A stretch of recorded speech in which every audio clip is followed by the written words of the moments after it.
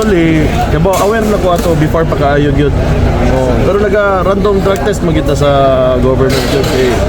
Hindi na to tolerate na mga behavior ba. Ang gamit ng droga, yan gasweldo sa mga gobyerno ang tao ba. So I think mo na pinakadakusan lang ang imong buhaton aning kalibutanan ni. Well, at least for us, yung mga government workers, no? So, grabe nga betrayal gina yung nana ng mga butang. So yung himo na to ka regular CSU Tanggal sila. I do not know kung unsa pag yun mo ang desisyon na mo anak karon. But siyempre i-investigate yun na mo na. Oh, so dili naman ang CSU, daghan man tagbuan mga ubang mga opisina nga gina or mga departments na nagahimo tag mga random drug. Labay lain ang mga opisina. regular mayor. Naapod. Naabot si Mayor. Huwata na lang ang department mag-press release sila pero naapod tayo mga ubang departments. Mayor, Mas maayo ko sa ilaha mo gikan.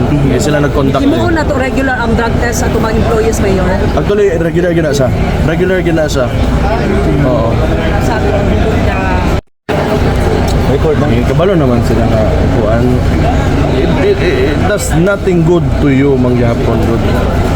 Una kas gobyerno ayaw sunuga ang gisweldo sa tao sa imuha para sa ingana ang butang kay kalas-kalas ra ang panahon na kung tanan.